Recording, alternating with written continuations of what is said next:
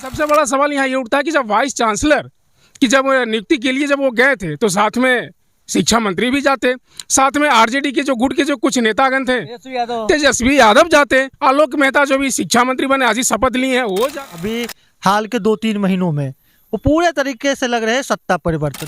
39 seat आई थी, 1 seat हार गए थे किशनगंज, उसको मिनी पाकिस्तान बोला जाता है। वो मुसलमानों की संख्या जो है वो लगातार वहाँ पर बढ़ती जा रही है, तो उसको कैसे देखते हैं किशनगंज को आप? इसमें कोई शक नहीं है, किशनगंज हो गया, पूर्णिया हो गया, सीमांचल का जो क्षेत्र है वहाँ पर मुस्लिम आबादी काफ़ी तेजी से बढ़ी है, डेमोग्राफी चेंज हुई। नमस्कार मित्रों, स्वागत है आप सभी का सौरभ तिवारी की बात में। मैं हूं आपका दोस्त सौरभ तिवारी और आज बड़ी खबर यह है कि आज बिहार के मुख्यमंत्री नीतीश कुमार महामहिम राज्यपाल से मिलने पहुंचे, अपने जो वरिष्ठ मंत्री हैं विजय चौधरी के साथ। मैं बात करूंगा इस पर अपने 2 सहयोगियों के साथ, सुमंत कश्यप और प्रेम भारद्वाज से, कि बिहार की राजनीति में जो हलचल तेज हो गई है। पहले प्रेम भारद्वाज जो कि औरंगाबाद गया से बिलोंग करते हैं, बहुत बहुत धन्यवाद। जिस तरह से बात हुई प्रेम भारद्वाज जी, बिहार की बात की जाए, जिस तरह से मुख्यमंत्री नीतीश कुमार पहुंच गए थे, आज हमारे सहयोगी हैं सुमंत कश्यप, उनका फोन आया कि तिवारी जी ऐसी सी बात है, लेकिन लग नहीं रहा था नीतीश कुमार पलटेंगे नहीं ऐसा उन्होंने कर दिया है, अपनी इमेज खराब कर दिया है कि समझ नहीं आता पलटेंगे कि नहीं पलटेंगे। देखिए नीतीश कुमार सही बोले कि समझ में नहीं आता कि नीतीश कुमार पलटेंगे कि नहीं पलटेंगे, लेकिन इतना तो तय है कि पलटेंगे जरूर, क्योंकि अब उनका कोई अस्तित्व राजनीति में नहीं रहा, वजूद नहीं रहा। कि बात करें 2015 जब लोकसभा चुनाव से पहले, फिर बाद में, फिर नोटबंदी के बाद किस तरीके से दल बदल करके अपनी कुर्सी जो है वो काबिज करके रखे हैं। आज राज्यपाल से मिलने गए तो चर्चा होने लगा राजनीतिक गलियारों में कि इससे हो सकता है कि नीतीश कुमार इस्तीफा दे देंगे।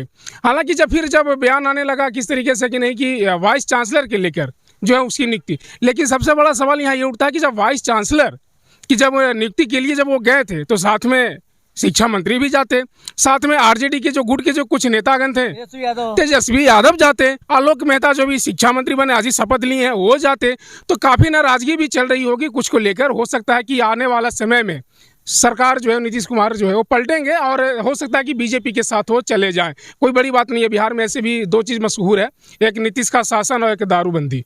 तो जाहिर सी बात है, जिस तरह से नीतीश कुमार की ये जो बात है कि जब फैसला लेते हैं दाएं हाथ से में कुछ रखते हैं तो बाएं हाथ पता नहीं लगता है। सुमंत कश्यप हैं, सुमन जी, आज मांझी का ट्वीट आया है कि खेला हुए, और उनके जो प्रवक्ता हैं उनके राइट हैंड माने जाते हैं दानिश रिजवान, उन्होंने कहा 3 ही गए हैं, अभी सब जाएंगे।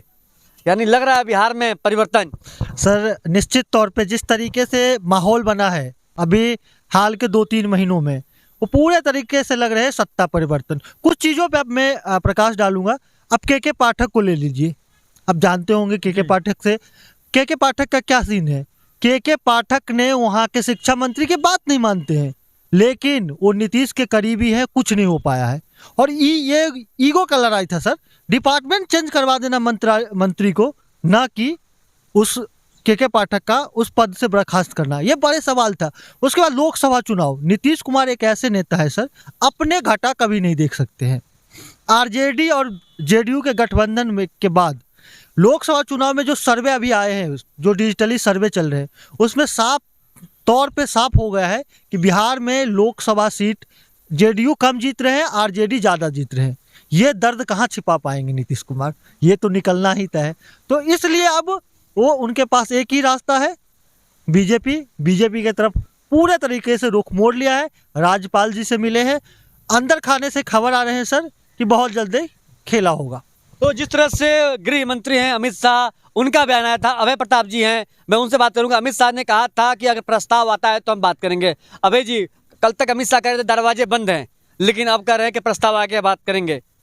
ये लोकसभा चुनाव है, भारतीय जनता पार्टी इस बात को अच्छे तरीके से जानती है, और बिहार का जो ट्रैक रिकॉर्ड रहा है कि 2 पार्टियां जब एक साथ, 3 पार्टियां वहाँ पर अभी प्रमुख हैं, बीजेपी जेडीयू आरजेडी, 2 साथ हो जाती हैं तो वो मजबूती हासिल वहाँ पे कर लेती है। पिछली बार बीजेपी ने 40 में से, एनडीए ने 40 में से 39 सीटें जीत ली थी, 1 सीट रह गई थी। तो बीजेपी नीतीश के न होने से शायद अमित शाह को ऐसा लगता है कि कमी रह सकती है, और हो सकता है पुराना वाला जो रिकॉर्ड था 2019 का वो ना दोहरा पाए, इसलिए प्रयास करेंगे। और राजनीति में एक दूसरे पे जो आरोप लगाए जाते हैं, एक दूसरे से बोला जाता है कि हम उसको नहीं लेंगे, हम उसको नहीं लेंगे, हम कभी सोच भी नहीं सकते थे समाजवादी पार्टी या बहुजन समाज पार्टी का गठबंधन होगा। हम तो ये भी नहीं सोच सकते थे कि लालू और नीतीश ही आपस में मिल जाएंगे। तो नीतीश कुमार तो एनडीए के साथ लंबे समय तक उन्होंने जो है राजनीति करी है, उनके गठबंधन से सत्ता में रहे हैं। तो लोकसभा चुनाव है और मुझे ऐसा लगता है कि चाचा एक बार फिर से पलटी मार देंगे।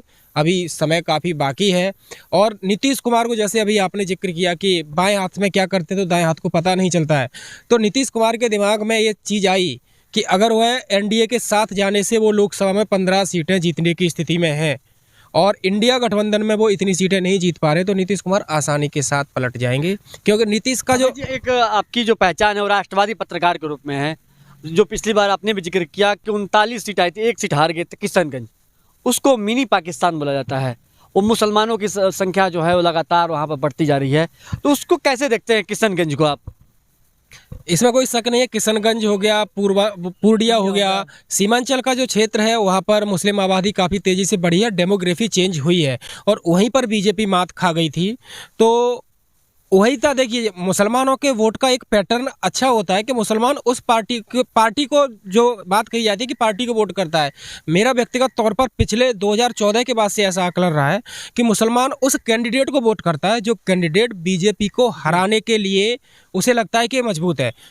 कोई मुसलमान कैंडिडेट अगर समाजवादी पार्टी से खड़ा है, हम उत्तर प्रदेश की बात करें, और वो बीजेपी को टक्कर नहीं दे सकता है, तो मुसलमान बसपा के साथ चला जाएगा।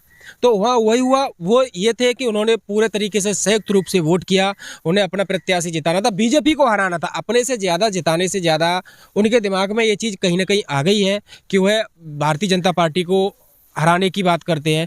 और आप जो मिनी पाकिस्तान की बात कर रहे हैं किशनगंज की, तो जो बिहार से ही वो नक्शा बरामद हुआ था जिसमें भारत को 2047 तक गजबाए हिंद बनाने की बात है, तो कहीं ना कहीं ये सारी चीज़ें रेडिकलाइजेशन युवाओं का हो रहा है, लोगों का हो रहा है और उसी का असर था। भारतीय जनता पार्टी तो ये प्रयास करेगी कि ये जो इनका चक्र है रणनीति का, पोलराइजेशन का या जो मुसलमानों के अंदर कट्टरता का, कि इसको तोड़ने का प्रयास करे। और अगर नीतीश कुमार भारतीय जनता पार्टी के साथ आ जाते हैं तो मुझे ऐसा लगता है कि इस बार बीजेपी क्लीन स्वीप भी कर सकती है।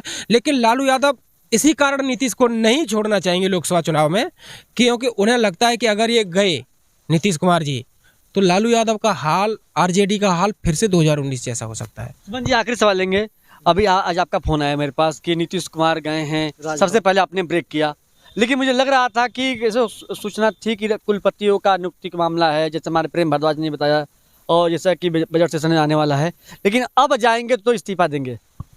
सर 100% जो बड़े बड़े बिहार के बड़े पत्रकार हैं उनसे बात होने के बाद साफ तौर पे क्लियर है, नीतीश कुमार एक ऐसे नेता है कि अगर उनको कम सीट मिले तो कभी भी पलट सकते हैं, जो आरजेडी के साथ उनको लग रहे हैं और वो पलटने के लिए तैयार हो चुके हैं। अभी कुछ दिन पहले मैंने स्टोरी की थी, बात किया था कि नीतीश कुमार विधानसभा भंग कर सकते हैं, कभी भी पलट सकते हैं, मोदी को कोई एतराज नहीं। उसके बाद ही अमित शाह का बयान आया था कि राजनीति में जो तो की बात नहीं होती, प्रस्ताव आएगा तो बात करेंगे। तो मित्रों, कई लोगों का बिहार से, कई वरिष्ठ पत्रकारों का फोन आ रहा है मेरे पास, तो मैं उनको यही कह रहा हूँ कि नीतीश कुमार इस्तीफा देंगे और बीजेपी और एनडीए के साथ जाएंगे। तो आप लोगों को ये वीडियो कैसा लगा, अपने दोस्तों के साथ इसको शेयर कीजिए, कमेंट बॉक्स में बताइए। मित्रों, बहुत बहुत धन्यवाद आप लोगों का। जय हिंद।